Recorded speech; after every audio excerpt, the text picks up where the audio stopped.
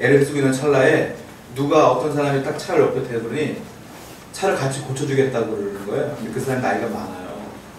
그 사람이 보더니 여기 고장났구나 하더니 뭐 손을 왔다 갔다 하더니 금방 고쳤어요.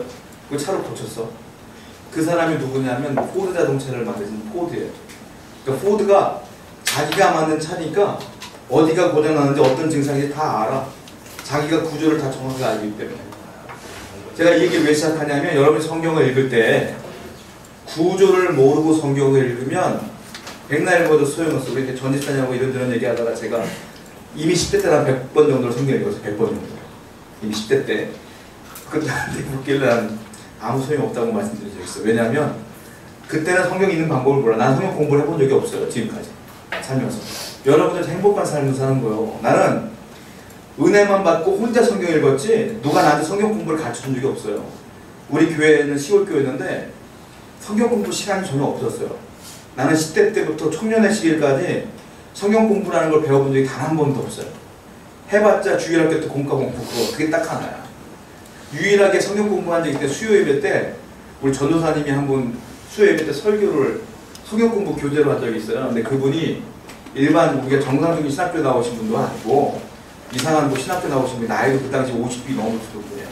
그러니까 막 성경 공부가 아니고 은혜로운 시간인 거야. 그러니까 은혜 받는 시간, 부흥이 같아.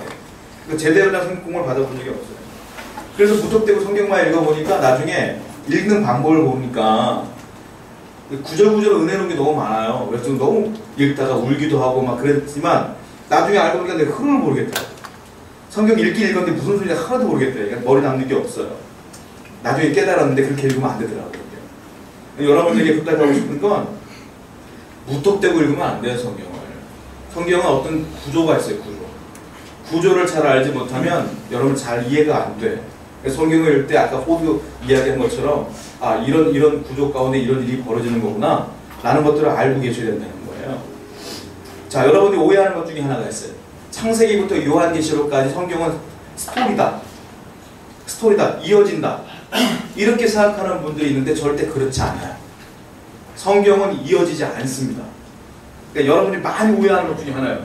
창세기부터 끝까지 쭉 읽으면 소설책처럼 다 엮어지겠구나. 성경은 그런 구조가 아니에요. 물론 그렇게 연결되어지는 분이 있긴 해요. 그러나 66권 전체가 그렇다? 그렇지 않아요. 몇 개만 그래요. 11개만 그래요. 11권만 이어졌어요. 나머지는 11권처럼 쭉 이어진 게 아니라 그 옆에 파생되어지는 부분들이 많아요. 그래서 여러분들이 중요하게 여겨야 되는 게 뭐냐면 성경은 스토리가 아니다. 이걸 먼저 염두에 둬야 돼요. 여러분들이 스토리로 알 거면 11권만 알면 돼. 11권의 스토리 가운데에 나머지가 살이 붙는 거야. 그런 식으로 이해하지 않으면 어려워요. 성경은 몇 권이 있습니까? 전체가 몇 권입니까? 구약은 몇 권입니까? 옛날에 주일학교 때 배웠잖아. 구약이 39구, 3구 27, 신약은 27, 더하면 66. 야, 그거 누가 가르쳐줬는지 몰라. 지금까지 있지 않겠어요.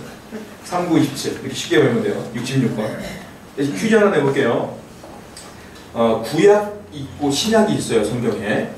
구약이 먼저 쓰여졌을까요? 신약이 먼저 쓰여졌을까요? 말 같지도 않은 질문이 시키고 하든. 구약이 먼저 쓰여졌죠. 그런데 이 구약과 신약이라는 단어는 언제부터 시작됐을까요? 왜 구약이라고 하고 왜 신약이라고 할까요? 요거 하나만 찾아볼게요. 성경. 예레미야서 31장을 보세요. 예레미야 31장 31절이에요. 예레미야서 31장 31절.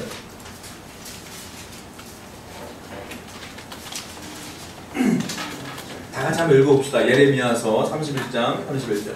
시작. 여호와의 말씀입니다. 보라, 날이 이르니 내가 이스라엘 집과 유다 집에 새 언약을 맺으리라. 여기 보면 내가 이제부터 새 언약을 맺으리라 그랬어요. 그쵸? 새 언약, 이게 뭐냐? 신약이에요. 신약. 새로운 약속. 그래서 이때부터 이 이후에 있는 약속들은 신약을 하고 보는 거야. 신약. 이 신약이 완성되어진 사건이 예수님의 예수님의 초림 사건이에요. 그러니까 이때부터 신약이 벌어져요. 그러니까 단어 자체는 구약이 먼저 시작된 게 아니라 신약이라고 하는 것이 시작된 거예요. 그렇죠? 그리고 신약이니까 새로운 약속 아니면 다른 건 뭐예요? 옛날 약속이잖아. 그래서 구약 성경은 그냥 우리는 구약 이러는 거예요. 지금 새롭게 우리가 알고 있는 신약은 이때부터 신약 단어 자체는 신약이 먼저 시작된 거야. 그럼 이야기는 구약이 시작됐지만 단어 자체는 신약이 먼저 시작되었다. 이걸 생각해서 보시면 되고, 구약은 크게 주제를 얘기하자면 하나님께서 창조하신 이 세상이 죄 때문에 그 하나님을 자꾸 떠나는 거야. 그러니까 계속 망가져 가니까 하나님께서 그걸 회복시키려고 여러 가지로 노력을 막 하셔요. 그걸 기록한 게 구약이다. 이보시면 하나님이 망가져가는 이 세상을, 죄로 망가져가는 이 세상을 회복하려고 애를 쓰는 장면들이 많아요. 그것이 구약이고, 그러니까 어떻게 되냐면은 이 구약을 맨 처음에 창세기 1장부터 11장까지는 온 인류 창조하는 이야기가 시작돼요. 그 온 인류 얘기를 시작하다가 나중에는 아브라함이라고 하는 그 사람의 이야기로 바뀌는데, 그 아브라함을 이스라엘이라고 대표하는 거예요. 이스라엘 얘기가 시작돼요. 구약에. 그 이스라엘 얘기로 쭉 나가다가 나중에 이스라엘이 망하면서 유다제파만 남거든요. 그 유다제파 이야기가 시작돼요. 그 유다제파의 대표적인 사람이 다윗 이야기예요. 다윗. 유다제파 이야기로 쭉 나가요. 그러다 유다제파가 끝나면 나중에 유다제파도 다 망하고 남은 자가 있어. 남은 자들을 중심으로 또 이야기를 풀어나가요. 구속사에서. 그게 이제 구약의 이야기예요. 신약은 뭐냐면 남은 자 사건에서 예수님 마지막 우리가 원하는 예수님 이야기가 탁 나오면서 신약이 시작되는 거야. 한 사람 예수님이 복음을 전하기 시작하면서 나중에 누구에게 되는 12명의 제자에게 전하기 시작해요. 그 12명이 성령 받고서 어떻게 되냐면 온 세상에 복음을 전하기 시작하잖아요. 그러면서 교회가 세워지죠. 그러면서 열방의 교회가 세워지게 되고, 그 나중에는 온 인류 가운데 하나님의 복음을 심는 그런 역사가 나타나요. 이 신약이다. 그러니까 구약은 예수님으로부터 좁혀지고 신약은 예수님으로부터 확장되어진다. 반대예요. 구약은 예수님으로 좁혀지고 신약은 예수님부터 확장되어지는 거예요. 제가 나눠드린 거 있죠? 내가 남는 곡 있나요? 없어요? 너는? 아니 안 받을 텐데. 자, 표 1을 보세요. 표 1이죠? 표 1을 보면 그 박스로 돼 있어요. 가운데가 예수 그리스도예요. 구약은 뭐냐면 한눈으로 보는 성경구도 온 인류부터 시작되는 거예요. 이게 창세기 1장부터 11장이에요. 온 인류. 그리고 12장부터 시작되는 게 이스라엘 이야기. 만약에 성경을 온 인류 이야기를 끝까지 쓴다고 하면 이거 가지고 모자라요. 그래서 하나님께서는 온 인류, 그 다음에 이스라엘 이야기를 하고, 이스라엘 중에서 유다지파 이야기를 하고, 그리고 유다지파 가운데 또 남은 자도 있어요. 신앙을 지킨 남은 자 중심으로 이야기를 하면서 예수 그리스도가 탄생되어지는 것을 얘기하는 거예요. 좁혀지는 거예요. 예수님으로. 그 다음에 신앙은 예수님부터 시작되는데 12제자 먼저 선택하시고, 그 다음에 그들로 초대교회가 시작되어지고, 초대교회가 알다시피 사도 바울이 전도를 시작하잖아요. 그때 소아시아, 유럽으로 교회가 세워지기 시작해요. 빌립보 교회, 에베소 교회, 쭉 교회가 세워. 이걸 열방의 교회라고 해요. 열방의 교회로 확장되어지기 시작하다가 온 인류, 지금까지도 온 인류로 복음이 전파되어지고 있다. 선교사들로 인해서 확장되어지는 거예요. 그러니까 구약은 예수님으로 집약되어지고 신약은 예수님부터 확장되어진다. 이 구조를 잊지 말아라.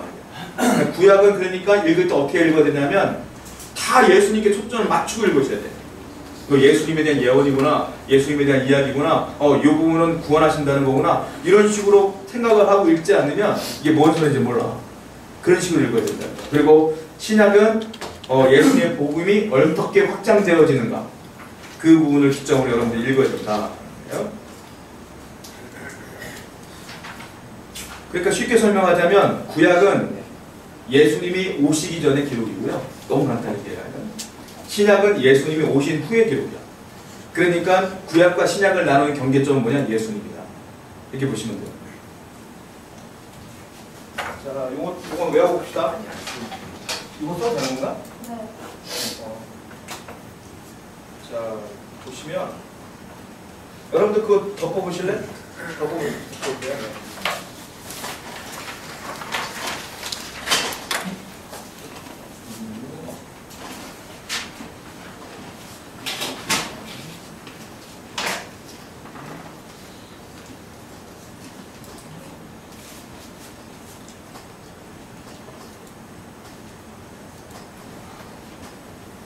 맞나? 자, 불러보세요. 불러보세요. 자, 불러보세요. 퀴즈. 가운데 뭡니까? 예수님. 예, 예수님이야. 네, 여기 뭡니까? 온유. 온유예요. 네, 여기는요? 이스라엘. 이스라엘. 여기는요? 유다. 여기는요? 남은 자. 남은 자. 이스라엘에서 남은 자 사상이 중요하다고 제가 지난주에 말씀드렸어요. 여기는 뭐예요? 열두 제자. 열두 제자. 여기는요? 초대교회. 예, 초대교회. 여기는요? 열방교회. 여기는요? 원유. 이거 왜? 이거 잠깐 시간 될 테니까 외우세요. 자, 잠깐 시간 될 테니까 30초 드릴게 외우세요. 충분히 외울 수 있죠? 자, 외우십시오. 이게 성경의 구조다. 전체적인 구조다. 이게 첫 번째 구조예요. 첫 번째 구조. 이 방법으로 여러분들이 이해를 하시고 머리에 집어넣으시고 읽으면 조금 이해가 이게 좀 편해요, 사실은. 자, 보면 그 맨 처음에 온 인류는 이해가 돼. 1장부터 11장까지 인류에 대한 이야기를 하니까. 근데 12장부터는 이스라엘 얘기를 하거든요, 갑자기. 제가 말씀드렸듯이 12장부터 25장까지 아브라함 이야기라고. 아브라함 이야기를 해요. 우리는 흔히 오해하는 것 중에 하나가 아브라함 이야기구나 라고 하시면 안 돼요. 왜냐하면 아브라함 이야기지만 아브라함 이야기가 아니에요. 그것은 여전히 온 인류에 대한 이야기입니다. 왜냐면 어떤 예를 들자면 옛날 영화를 보신지 모르겠다. 부용진이라는 영화 보신 적 있어요? 부용진 모르죠? 하도 옛날 영화. 중국 영화인데 부용진이란 그 어떤 집안 가정 얘기예요. 집안의 이야기인데 그 여자의 전쟁을 겪고 막 이러면서 그 집안이 어떻게 이끌어 나가는가에 대한 이야기인데 그 배경으로 뭐가 지나가냐면 중국 문화혁명이 막 지나가요. 그 문화혁명 가운데 어려움을 지내고 이런 것들 많아요. 그래서 그 영화는 부용진이란 가족을 통해서 뭘 보여주고 싶은 거냐면 그 문화혁명을 보여주고 싶은 거야. 영문 알아요? 영문? 영문 영화 몇 탄까지 나왔어요? 영문 2까지밖에 안 나왔어. 영문 보면 영문이 맨 처음에 무술 그 사범으로 있다가 나중에 전쟁이 벌어지면서 몰락하잖아요. 무술 사범 역할을 못하고 막 노동하고 막 그러잖아요. 그런데 그 전쟁이 뭐야? 청일전쟁이야. 청일전쟁이 벌어지면서 그 사람이 고생하면서 이런 얘기가 영문 중심의 그 가정이 나오지만 뒤로 흘러가는 건 그 전쟁이 막 지나가요. 그러니까 이 이야기는 영문 이야기나 청일전쟁 이야기도 가능하다는 거야. 지금 성경이 이거야. 12장부터 아브라함 이야기가 시작되지만 아브라함 이야기인 것 같지만 결국은 온 인류의 이야기다. 이렇게 보시면 쉬워요. 그러니까 아브라함 이야기구나 나는 상관없구나 이렇게 보시면 안 돼요. 유다 지파지만 유다 지파한테 하는 게 아니라 온 인류에게 하시는 말씀이다. 이렇게 보시면 된다는 거예요. 자, 그리고 또 하나 또 나눠드린 거 보면 구조 두 번째 구조가 있어요. 두 번째 구조. 자, 구약은 몇 권? 39권. 언어 무슨 언어로 쓰여졌습니까? 히브리어. 구약은 100% 히브리어로 되어 있어요. 그리고 신약은 몇 권? 17권. 그리고 언어는 헬라어로 되어 있다라는 거예요. 그래서 성경 66권인데 구약은 대부분 히브리어로 되어 있고 그 신약은 대개 헬라어로 되어 있는데 신약 헬라어에는 종류가 두 종류가 있어요. 고급 언어가 있어요. 고급 언어. 고급 헬라어가 있고 코이네라고 하는 저급 헬라어가 있어요. 그 저급 헬라어는 쉽게 말하면 우리나라 그 옛날에 그 양반들이 쓰는 언어가 있고 장마당에서 막 쓰는 막 그냥 겉은 언어들 있잖아요. 그 언어들이 있어요. 고급 언어들 양반들이 쓰는 언어로 문자를 딱 얘기해주면 그 상놈이라고 해요. 상놈. 못 알아먹잖아. 머슴들 잘. 마찬가지예요. 헬라어가 두 종류가 있는데 고급 헬라어가 있고 그 저급 헬라어가 있는데 일반 사람들은 저급 헬라어를 썼단 말이에요. 그 성경은 뭘로 쓰여졌을 것 같아요? 코이네. 저급 헬라어로 썼어요. 예를 들자면 그 마태복음 10장 29절을 보시겠습니까? 찾아보세요. 마태복음 10장 29절.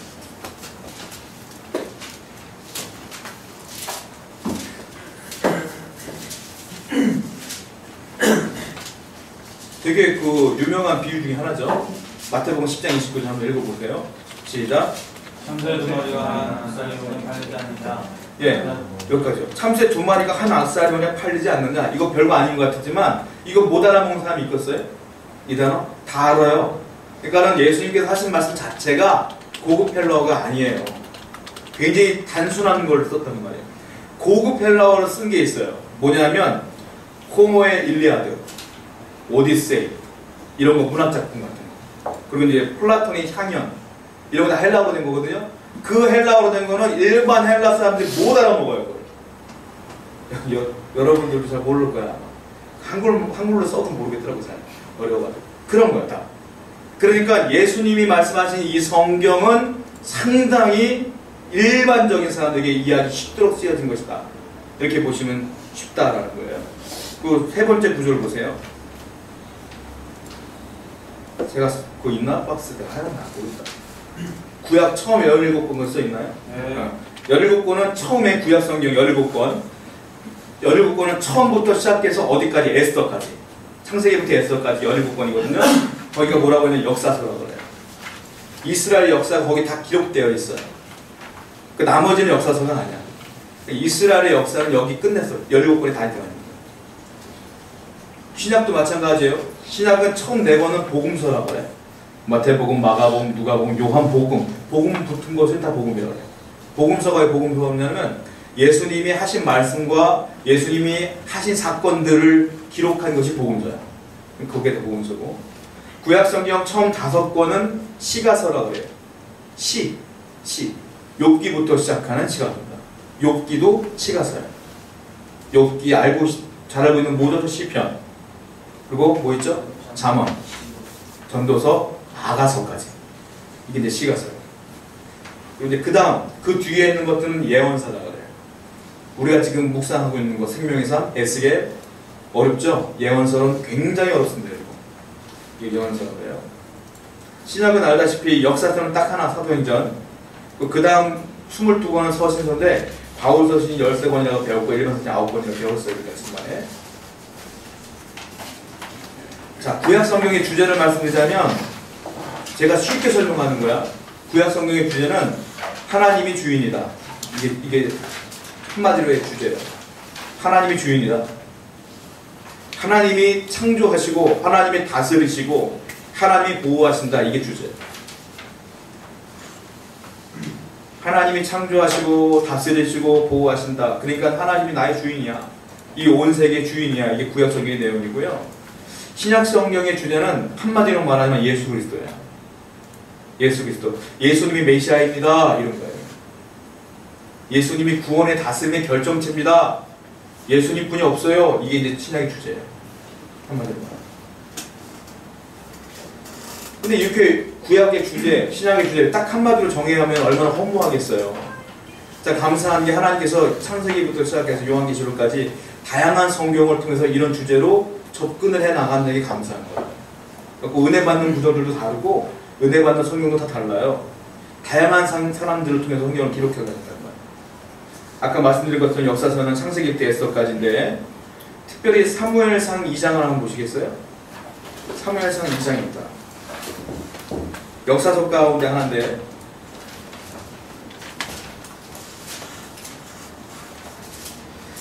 사무엘상 2장 한번 보세요. 이게 이스라엘 사람들의 역사관이에요. 2장 6절과 7절 보세요. 지난주에 읽었던 거예요. 사무엘상 2장 6절과 7절 한번 읽어봐요. 시작. 여호와는 죽이기도 하시고 살리기도 하시며 스올에 내리기도 하시고 거기에서 올리기도 하십니다. 여호와는 가난하기도 하시고 구하게도 하시며 낮추기도 하시고 높이기도 하십니다. 이게 이스라엘의 역사관이다. 한마디로 말해서 하나님이 모든 걸 다 다스리는 거야. 이게 구약의 주제라고 했잖아요. 이제 이스라엘 역사관이 이래요. 하나님이 올리기도 하고 낮추기도 하고 가난하기도 하고 구하기도 하시고. 여러분들 역사관도 이래야 돼요. 하나님이 다 하십니다. 하나님이 나의 길을 그렇게 인도하십니다. 라고 주장해야 된다. 그리고 시가서가 나오는데 5번이거든요. 욥기, 시편, 잠언, 전도서, 아가까지인데 주제는 그거야. 하나님이신 것을 깨닫는 사람들이 하나님이 모든 걸 다스립니다 라는 것을 깨달은 사람들이 그걸 고백하기 위해서 시로 고백해요. 시로. 그게 이제 그게 시가서. 하나님이 다스립니다. 하나님이 전부예요. 하나님 모든 걸 인도하십니다. 이걸 정말로 깨달은 사람들. 그 사람들이 시를 쓴 거예요. 그것이 시가서다. 그것이 욥기고 시편이고 잠언이고 전도서고 아가서다. 이렇게 보시면 돼요. 욥기서는 시 같지가 않아 어떻게 보면. 근데 대화 형식의 시다. 이렇게 보시면 돼요. 대화하는 거예요. 서로. 서로 대화하고 하나님과 대화하면서 대화 형식으로 시를 적어 나가는 것이다라고 보시면 돼요. 욥기의 주제는 뭐 하나님만이 인간을 회복시키십니다. 뭐 하나님만이 인간을 다스립니다. 뭐 이런 것들 가지고 대화하는 거예요. 똑같은 거예요. 구약 주제랑 똑같아요. 욥기도 마찬가지예요. 시편 같은 경우는 그런 거죠. 아까 말씀드린 것처럼 하나님이 하나님인 걸 아는 사람들이 노래하는 걸 하잖아요. 하나님이 진짜 하나님이십니다 라고 노래하는 게 시편이에요. 당신만이 진짜 하나님이세요. 진짜 구원자세요. 대표적인 사람이 다윗이죠. 그 고백을 하는 게 시편이다. 잠언은 하나님이 진짜 하나님이세요 라고 깨닫는 사람들이 격언처럼 이렇게 해야 된다 쓴 것이 잠언이다. 격언이에요. 격언처럼 쓴 거다. 그리고 아가서 같은 경우는 아가서를 제가 예전에 그 배울 때 교수님이 원어를 그대로 해석해 준 적이 있어요. 원어를. 이거는 완전 19세 뭐 들으면 안 될 정도의 영의 편지야. 아주 리얼한 영의 편지야. 우리 많이 순화돼서 아가서가 나왔는데 아주 듣기 민망할 정도로 그때 우리 얼마 20대 때 얼마 청춘이 끌어올라요. 그 듣다가 이 은혜로운 수업이 아니고 아주 긴장되어지는 수업 시간이었던 것 같아요. 기억이 나는데 아가서는 연애 편지 한마디 연애 편지. 이거 뭐냐면 하나님이 인간을 사랑하잖아요. 하나님이 인간을 사랑하는 것을 사람들이 알아듣기 쉽게 남녀 간의 사랑으로 표현한 거예요. 그러니까 아가서를 보고 야 이거 너무 노골적이다. 뭐 여자 막 옷 벗은 얘기도 나오고 막 이렇게 나오거든. 그리고 뭐 너무 이거 심한 거 아니야? 그렇게 보시면 안 돼. 하나님이 인간을 사랑하는 것을 인간이 인간을 사랑하는 것, 남녀 간의 사랑을 이렇게 표현하는 거예요. 우리가 알아듣기 쉽죠. 그러니까 이것도 알아서도 버릴 게 아닌 거예요. 이것도 은혜로운 부분이 있어요. 예언서는 하나님이 인간을 다스립니다. 이걸 깨달은 선지자들이 직접 붙잡아 놓고 얘기하는 거예요. 역사적으로. 야, 하나님이 이렇게 할 거야 라고 선포하는 거예요. 직접적으로. 이 예언서. 제가 지금 말씀드린 거의 공통점이 뭐예요? 하나님이 다스리는 걸 깨달은 사람들이 한 거예요. 전부 다. 그러니까 구약의 주제는 하나님 다스린다. 이 얘기를 하게 됩니다. 신약 성경 같은 경우는 우리가 지난번에 살펴봤지만 오늘 전체 괴간이니까 한 번 더 얘기해 보자면 복음서 같은 경우는 아까 말씀드린 것처럼 예수님이 하신 말씀과 사건들을 중심으로 쓴 것이 복음서라고 했어요. 복음서는 4가지가 있어요. 근데 특징이 다 달라요. 이게 기가 막혀요. 마태복음이 있어요. 맨 처음에. 마태복음 몇 장까지 있습니까? 28장. 복음서 중에 제일 긴 거 어디예요? 마태복음이 제일 길어요. 장수로. 28장까지 있잖아요. 자, 마태의 직업이 뭡니까? 세리였어요. 세리. 세리다 보니까 돈을 잘 세. 계산적이야. 그러니까 이 사람은 세리 같은 사람은 습관적으로 이게 우리 같은 사람은 2,560원 그만 2,500원 줘. 그랬잖아. 세리들은 절대 그런 거 없어. 꼭 60원 다 받아야 돼. 그런 거 아니야? 그러니까 마태복음은요. 구약 성경 인용이 가장 많은 성경이에요. 그러니까 마태가 그냥 대충 쓰진 않아. 구약의 모든 인용을 다 따오면 이렇게 인용되었잖아. 그러니까 이 말이 맞지? 우리에게 보여주는 거야. 그러니까 길 수밖에 없어. 인용이 굉장히 많아요. 마태는 그래서 역사를 가지고 고증을 많이 해요. 그러니까 구약 성경이 가장 많이 인용된 복음서가 마태복음이다. 그러니까 역사에 관심 있는 분들은 마태복음을 좋아해요. 저는 처음 은혜 받을 때 다른 사람 요한복음에 은혜 받았다는데 난 마태복음에 그렇게 은혜를 받았어. 역사 이거 좋아했었거든요. 옛날에. 그것 때문에 좋아했는지 모르겠지만 이제 깨달아보니까 그래서 그랬나? 이런 생각이 들더라고요. 마태는 그래요. 굉장히 꼼꼼하고요. 그리고 설교를 5개로 묶어놨어요. 이렇게 5개씩. 그러면서 큰 설교가 5개씩 있고요. 그 중간중간에 기적을 배치했어. 그러니까 아주 체계적이고 꼼꼼한 사람이에요. 마태는. 그러니까 복음서가 그냥 쓰여진 게 아니에요. 아주 족보 보이죠? 마태복음 1장 족보 나오죠? 대단하잖아요. 족보 딱 기록해놓고 마지막에 예수가 태어났다 그러면서 얘기가 시작되잖아. 구약의 이용을 쫙 하면서 시작돼요. 그리고 또 하나 마가복음이 있어요. 두 번째 마가복음. 자, 사복음서에 제일 짧은 게 어디예요? 마가복음 몇 장까지 있습니까? 16장까지 있어요. 다 20장 넘어가거든. 유일하게 16장에 끝난 게 마가복음. 마가복음은요 성격이 굉장히 급해요. 마가 자체가. 긴 거 싫어해. 여러분들 알다시피 붙잡아놓고 이야기할 때 우리 영광이 가서 영광이하고 얘기하면 영광이는 옛날부터 지금까지 쭉 얘기하는 스타일이에요. 그리고 내가 이 얘기를 왜 하는지 이유까지 다 설명하는 스타일. 알죠? 그 스타일이에요. 이게 마태 같은 애요. 마가복음은 뭐냐면 다 스킵해. 지금 내가 너 만나는 이유만 설명하고 가는 거야. 얘는 설득을 당한지 몰라. 마가 그런 스타일이야. 그러니까 16장이 다 끝나. 마가는요, 마가복음 시작하면 첫 장부터 막 기적이 일어나고 이런 얘기 보여요. 뭐 예수님이 왜 태어났는지 이런 거 없어. 그냥 바로 들어가. 마가는 그 인내심이 없다 보니까 나중에 바울과 함께 선교여행 가다가 알다시피 배 타고 딱 도착하자마자 나 못 타고 왔습니다 하고 돌아왔잖아. 그게 마가가 성경에 급해요. 그러니까 긴 거 싫어하고 꼼꼼한 거 읽기 싫어하는 사람들 마가복음 읽으면 너무 좋아. 스토리는 다 있으니까. 그 마가복음을 보면, 근데 마가는 오병이어라든지 이런 스토리 같은 것도 보면은, 기적 같은 것도 보면은 자세하게 설명을 안 해놔. 그냥 보면 이거였구나 알 정도. 이렇게 보시면 돼요. 성격 급한 사람들은 복음서를 빨리 읽고 싶다. 마가복음을 읽으면 뭐 있을 거 다 있습니다. 거기에. 그런 성격 급한 사람들은 마가복음은 좋다. 누가복음 성격은 누가는 직업이 뭡니까? 의사입니다. 의사이지만 여러분들이 잘 모르겠는데 두 가지 직업이었어요. 의사였지만 역사가였어요. 의사. 마태도 세리였지만 역사에 관심이 많았었잖아요. 누가는 실질적으로 역사가야. 그러니까 누가가 더 꼼꼼할 것 같아? 마태가 더 꼼꼼할 것 같아요. 역사를 더 많이 알잖아요. 구약 인용 만만치 않게 인용한 사람이 누가예요. 그리고 누가는요, 마태는 그 예수님의 그 족보를 아브라함이 이삭을 낳고 이삭이 뭐 야곱을 낳고 쭉 나오거든요. 실질적으로 보세요. 마태복음 1장 보세요. 그게 써 있어요. 누가는 누가복음 3장에 뭐 족보가 또 나와. 유일하게 마태 말고 족보를 또 나왔는데 누가는 거꾸로 올라가. 거꾸로. 예수님부터 쭉 내려가 조상까지 가는데 어디까지 가냐면 아담까지 가. 그러니까 아담 뒤에 누가냐? 하나님까지 가. 보세요. 누가복음 3장 보세요. 마태는 아브라함부터 시작해. 누가는 하나님까지 가. 아담하고 하나님까지. 그러니까 누가가 더 심하다. 보시면 돼. 누가복음 몇 장까지 있습니까? 그쵸? 거꾸로 올라가죠? 그 맨 나중에 보면 아담 다음에 하나님 나온다니까. 맨 마지막에 보면. 근데 거짓말 아니야. 맞죠? 이 사람 족보를 하나님부터 시작하는 거야. 이 사람은. 자, 누가복음 몇 장까지 있어요? 24장까지 있어요. 마태는 몇 장까지 있어요? 28장까지 있어요. 절수로 따지면 누가 더 길 것 같아요? 누가가 무지막지하게 깁니다. 한 장에 뭐 70몇 절도 있고 이래요. 누가가 성격이 더 심해요. 그러니까 더 자세히 읽고 싶다. 예수님이 이 사건이 있었네? 제가 저번에 설명드렸잖아요. 수요예배 때였구나. 못 들은 분들 많겠구나. 수요예배다. 하나의 사건을 마태, 마가, 누가, 요한 다르게 표현하고 때가 많아요.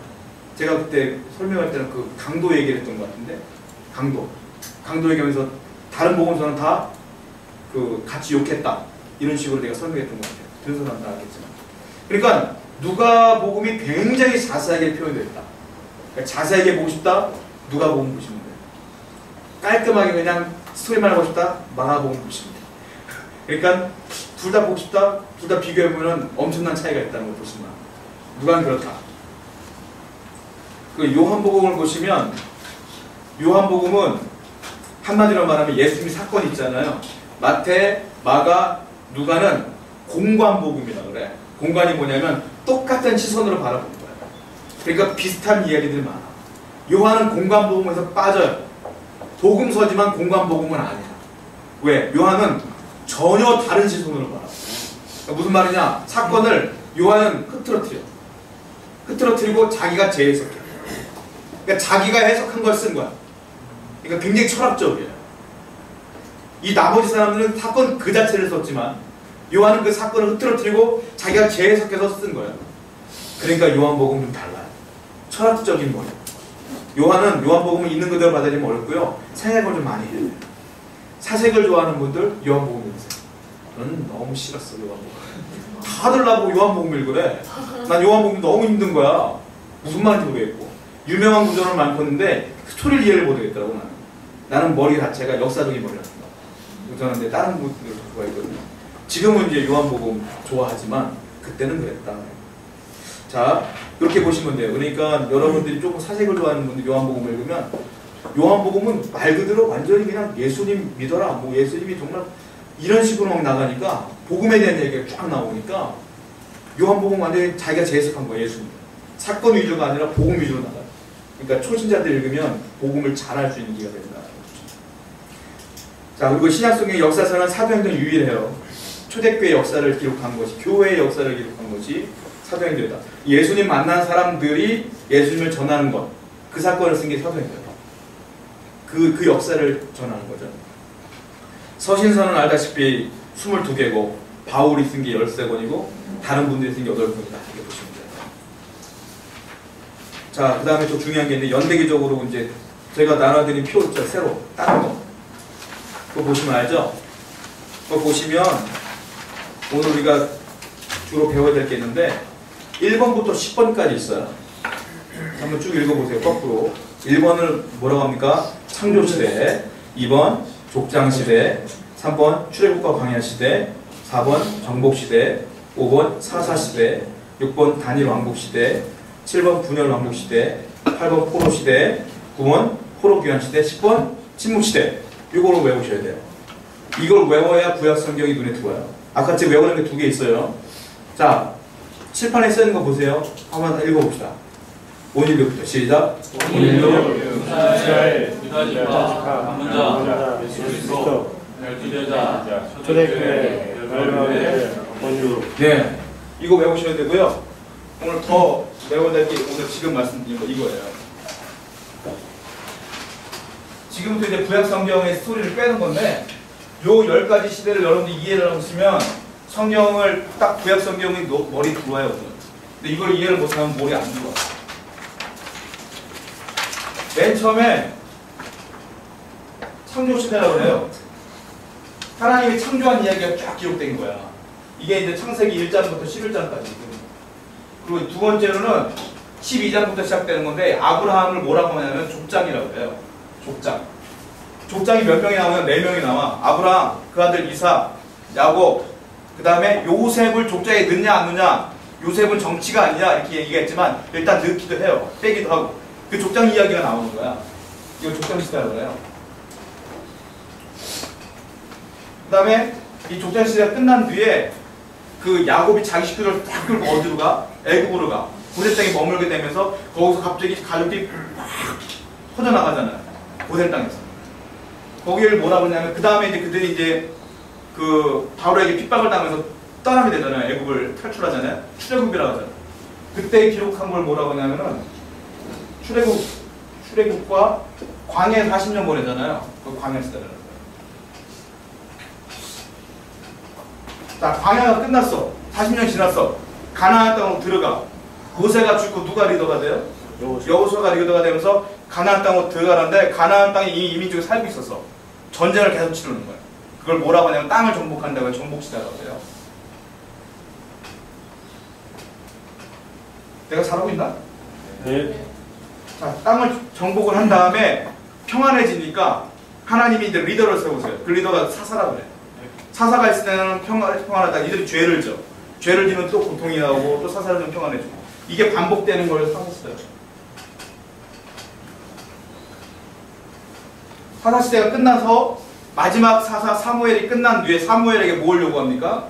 왕을 세워달라. 그 첫 번째 왕이 누구예요? 사울 왕이 돼. 그때 이스라엘은 남과 북이 하나였어. 그걸 뭐라고 하면 단일 왕국이라고 해요.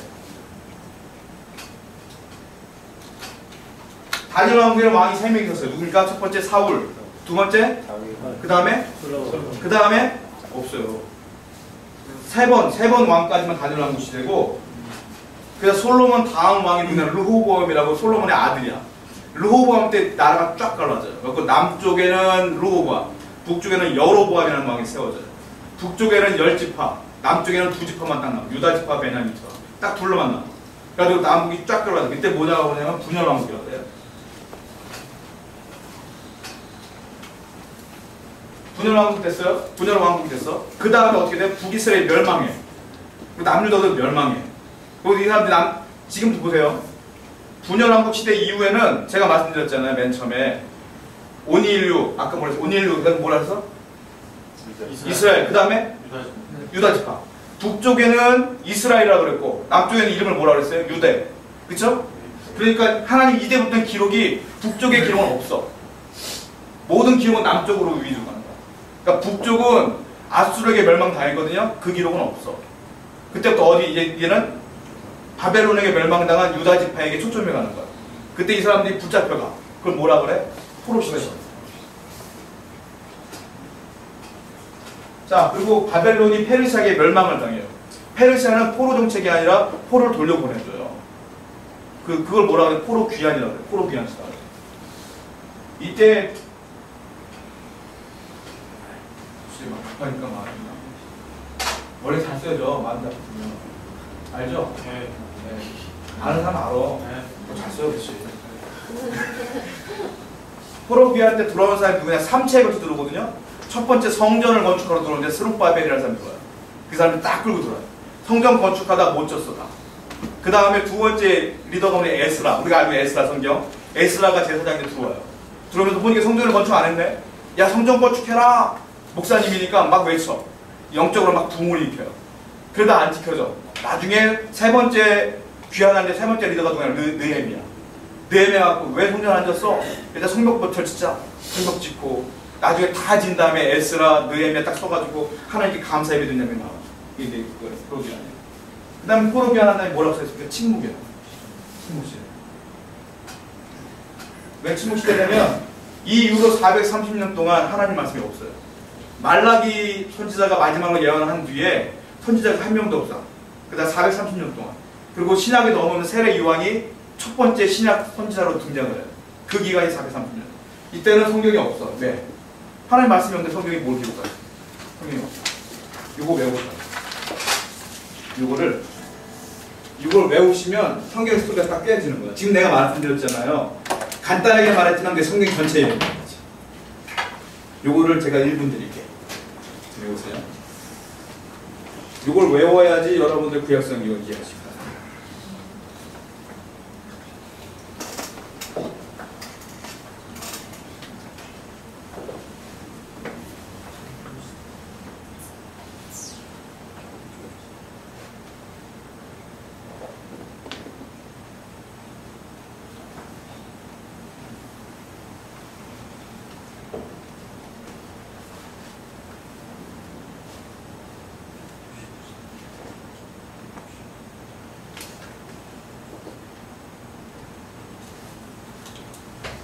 다 외웠죠?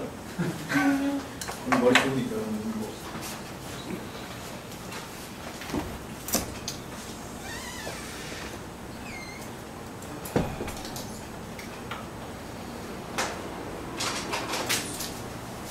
자, 여기 보세요. 피카츄. 원래는 내가 다 부르다 한 명 시켰어, 옛날에. 다들 막 긴장하고 막 그랬다고, 옛날에는. 여러분들 연세도 있으니까 내가 다 주는 거예요. 자, 여기 뭡니까? 맞아요. 여기 뭡니까? 사사시. 맞아요. 그럼 여기 뭡니까?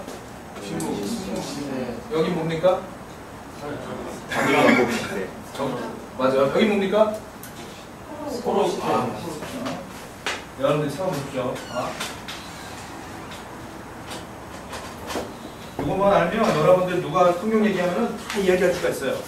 자, 불러보세요. 창조시대, 국장시대, 출애굽과 광야시대, 정복시대, 사사시대, 다이어시대, 분열한 왕시대, 포로시대, 포로기환시대, 침묵시대. 그래요. 됐어요. 구약은 시험 볼 게 많아서 제가 나중에 중간고사 한번 볼게요. 신약은 제가 안 보고 넘어갔어.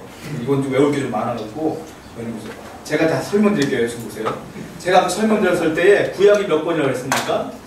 13번입니다. 지금 나눠되는 유인물 있잖아요. 두 번째 거. 그 표 있는 걸 잘 보세요. 거기 다 나와 있는데 구약은 39권 있는데 잘 여러분 중요해야 될 게 있어요. 뭐냐? 여러분들 11권은 분명히 아셔야 돼. 11권이 뼈대야. 구약 성경에 이럴 때 스토리가 아니라 했어요, 제가. 이어지는 스토리가 아니에요. 자, 11개만 이어졌다는 거예요. 그 뼈대라고 해요, 뼈대. 뼈대. 보면은 창조시대에 보면은 창세기가 있어요, 창세기. 그렇죠?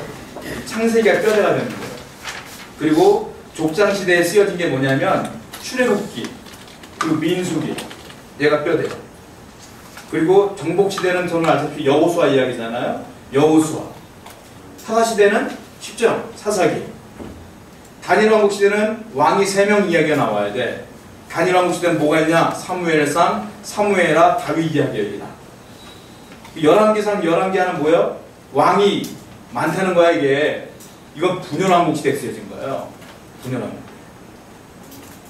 그리고 포로 시대. 포로 시대는 여기는 역사서는 없고, 포로 귀환 시대 에스라, 느헤미야. 제가 에스라 누군지 알았죠? 2차 리더, 느헤미야 3차 리더. 포로 귀환했다 그랬잖아. 그때 쓰여진 거예요. 그때 포로 시대에는 뭐가 있냐면 예언서가 있어요. 예언서 보면 알다시피 다니엘, 에스겔, 그게 이제 포로 시대 때 쓰여진 거예요. 이건 뼈대가 아니고 살로 붙일 때 쓰는 거예요. 자, 이게 뼈대고요. 살은 뭐냐? 역사서로 말하자면 레위기, 그리고 신명기. 얘는 어느 시대입니까? 출애굽과 광야 시대 때 쓴 거예요. 왜? 모세가 쓴 거니까. 이 살로 붙이는 거예요, 슬슬. 룻기는 언제 쓰는지 아세요? 사사시대 이야기예요. 룻기는. 그리고 역대상, 역대상과 역대하는 모든 왕들을 편집해 쓴 거야. 그러니까 설명드리자면 사무엘상, 사무엘하, 열왕기상, 열왕기하가 이스라엘의 역사고요. 역대상, 역대하는 참고서적이라고 보시면 돼요. 그러니까 중요한 사건을 뽑아다 다시 만든 거야. 그러니까 편집본, 쉽게 말하면. 그러니까 사무엘상, 사무엘하, 열왕기상, 열왕기하만 사실은 오리지널 역사서다. 역대상, 역대하는 편집본이다 보니까 좋지 않은 얘기는 안 써놨어. 사울 이야기 거의 없어요. 역대상은 사울이 죽은 뒤에 다윗 이야기부터 시작돼요. 사울은 악한 왕이니까. 다윗 이야기가 많아요. 그러니까 이건 언제 쓰여지냐면은 다니엘 왕국과 분열 왕국의 모든 왕들을 섭렵한 거기 때문에 다니엘 왕국, 분열 왕국 시대를 쓰여진다. 이렇게 보시면 돼요. 그리고 에스더의 남편이 누구였어요? 이름은 모르겠지만 어느 나라 왕이었어요? 페르시아, 페르시아 왕. 페르시아가 뭐냐? 바벨론이 페르시아에 멸망당했다고. 페르시아 때 포로를 보냈단 말이야. 그러니까 그때 쓰여졌기 때문에 뭐라고 하냐? 이거는 포로 귀환 시대다. 보시면. 포로 귀환 시대가 쓰여집니다. 침묵 시대는 붙들 사이에 없다. 왜? 말씀이 없으니까. 성경 자체가 없어요. 그 다음 시가서를 붙여볼까요? 옆에. 지금까지 붙인 역사서 붙인 거니까 시가서를 붙여볼게요. 욥기는 어디다 붙이는 게 좋을 것 같습니까? 욥기는 족장시대입니다. 창세기보다 먼저 쓰여졌다고 우리가 알려져 있어요. 성경에 가장 오래된 게 욥기서다. 그 다음 창세기다. 이렇게 보니까 그 창세기에 쓰여진 족장시대 때 쓰여진 거 보면 욥이라고 하는 족장이야. 욥이 족장이에요. 그 다음 시편은 어디다 쓰냐면 시편은요 쭉 보면 모세의 시도 나와요. 시편에. 모세가 어디 사람이에요? 출애굽과 광야 시대죠. 근데 시편을 보면 다윗이가 대부분이야. 다윗은 어느 시대예요? 다니엘 왕국 시대죠. 그리고 다윗만 있느냐? 그렇진 않아요. 그래서 어떻게 얘기하냐면 출애굽과 광야 시대부터 시작해서 다니엘 왕국 마지막 때쯤까지 시편이 기록됐을 것을 이렇게 보면 돼. 살을 붙이는 거예요. 이렇게. 그리고 잠언, 전도서, 아가서는 누가 썼습니까? 잠언, 전도서, 아가 누가 썼어요? 다 솔로몬이 썼어요. 솔로몬은 무슨 시대입니까? 다니엘 왕국 시대입니다. 이것도 다니엘 왕국 시대. 쉽죠? 시대를 알기가 쉽잖아. 이렇게 붙이는 거야. 예언서를 붙여볼까요? 예언서는요 12개예요. 구약의 예언서는 12개. 제가 일일이 다 불러보자면 호세야, 아모스, 하박국, 이사야, 뭐 예레미야, 에가, 요엘, 미가, 스바냐, 요나, 나훔, 오바댜 다 예언서인데 예언서는 전부 다 분열왕국 시대 때 이루어진 거. 너네 나라 망한다, 회개하자, 망한다, 회개하자 다 분열왕국 때 예언한 거예요. 그런데 그 예언서 가운데 포로 시대 때 예언한 게 하나 있어요. 포로 시대가 포로 귀환 시대. 다니엘서와 에스겔서입니다. 다니엘도 포로였고요. 알죠? 포로로 잡혀가지고 왕의 진미를 안 먹었던 다니엘과 세 친구. 그때 쓰여진 거기 때문에 에스겔도 포로였어요. 알다시피 우리가 지금 에스겔 보고 있지만 에스겔은 나중에 그 바벨론이 멸망할 때 잡혀가요. 우리 항복하자, 우리 바벨론한테 항복하자 계속 예언했다 그랬잖아 제가. 잡혀가 에스겔. 그래서 포로 시대다. 포로 귀환 시대까지 같이 다니엘과 그 에스겔이 포함되어 있고요. 포로로 귀환 시대 때 쓰여진 게 뭐냐면 포로 귀환 시대 때 포로로 와서 성전을 봉헌합니다. 나중에 성전을 닫혀요. 봉헌할 때 쓰여진 게 뭐냐? 학계, 스가랴, 그리고 말라기. 학계, 스가랴, 느헤미야서 보면 다 나와. 학계, 스가랴, 말라기 전부 다 성전 봉헌할 때 쓰는 거예요. 이거는 포로 교회 시대 됐습니다. 그러면 여러분들이 구약 성경이 지금 시대별로 다 완성이 된 거예요. 거기 빈칸 있는 거 쓰셨어요 혹시? 예. 네, 그거 쓰시면 딱 채워지면 요게 이제 시대다.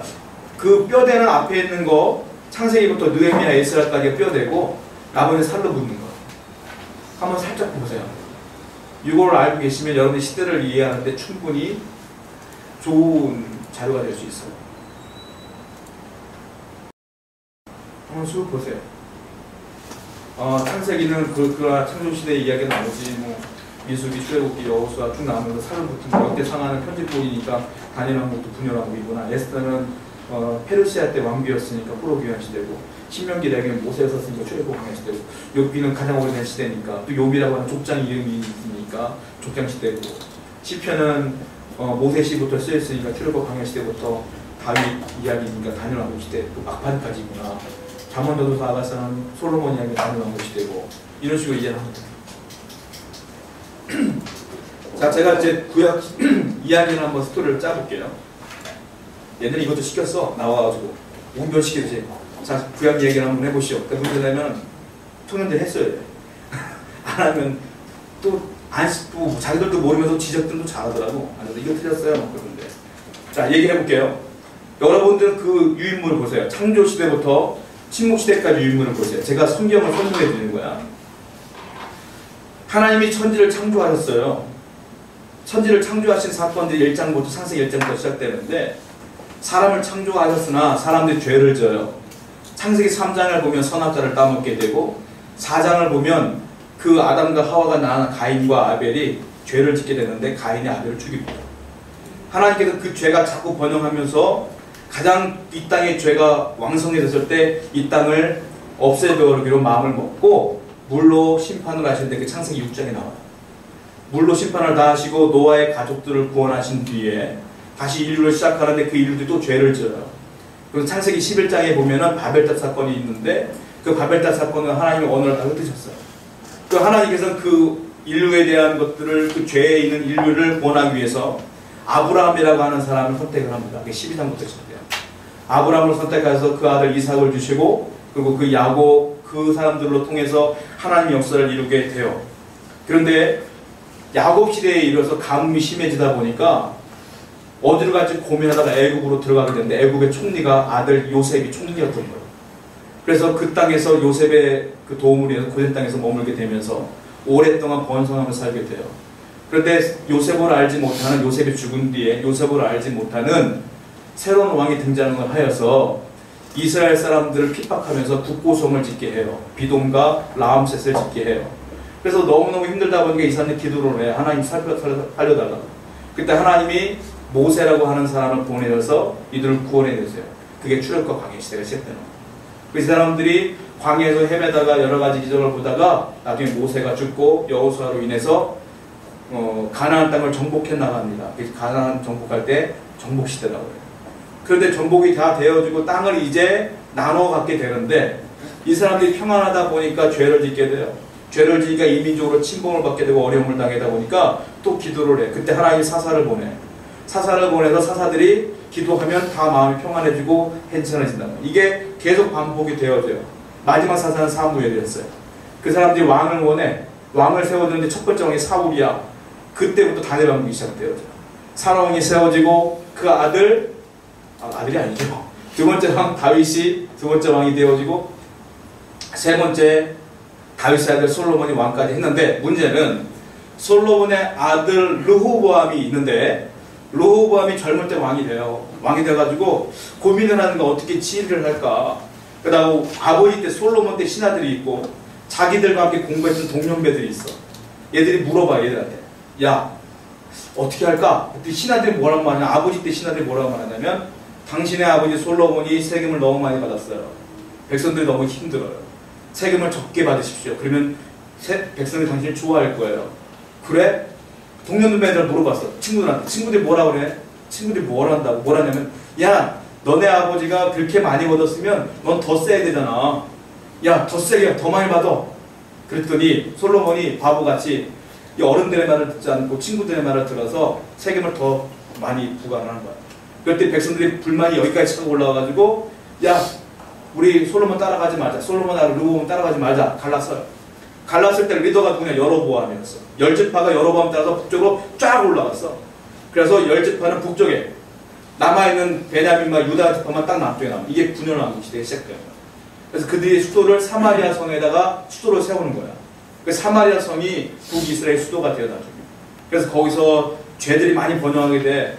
예루살렘을 안 오다 보니 거기다 아무데나 성들 예배를 듣고 산당 짓고 이러다 보니까 그렇게 돼가지고 하나님께서 북이스라엘 멸망시킨다. 아수르에게 멸망을 시켜요. 아수르의 정책은 혼혈 정책이야. 혼혈 정책이 뭐냐면 우리나라 사람과 이스라엘 여자와 결혼을 시켜. 피가 섞여버리는 거야. 그 피가 섞이니까 너희도 우리나라 백성 이렇게 되는 거야.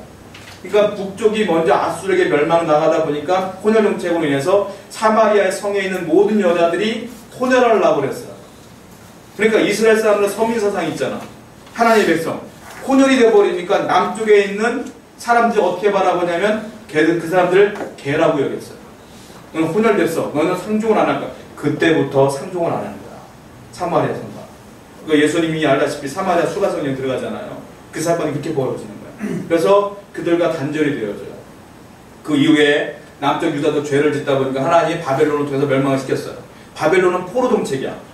그때 포로 잡혀온 게 누구냐? 다니엘, 에스겔, 느헤미야 이런 사람들 다 붙잡하는 거야. 그때 붙잡혀갔어요. 그 다음에 이 바벨론이 페르시아에게 멸망을 당하는데 페르시아가 그 포로들 다 보내버려요. 그때 느헤미야 들어오죠. 에스겔 그때 뭐 느헤미야 들어오죠. 에스라 들어오죠. 수르바벨 들어오죠. 그러면서 성전을 건축하게 되었다. 여기까지가 구약의 내용이다. 되게 장황한 내용이지만 짧게 할 수가 있어요. 요걸 내가 시켰어. 나왔어. 할 수 있겠습니까? 자, 여러분들이 이 1번부터 10번 침묵시대까지 이해를 하시면 충분히 가능한 거니까. 그리고 이제 신약의 구전을 우리가 지난번에 봤으니까 넘어가고 여기까지 할게요. 자, 요것만 한번 외우고 끝내겠습니다. 자, 책을 덮으시고 1번 시대별로 1번 창조시대부터 같이 한번 읽어볼게요. 시작! 창조시대, 족장시대, 주가 광야시대, 정복시대, 사사시대, 가나안시대, 분열왕국시대, 포로시대, 포로기한시대, 침묵시대. 다음 주 꼭 외우세요. 제가 시작하기 전에 또 물어볼 테니까 기도를 마치겠습니다. 하나님 감사합니다.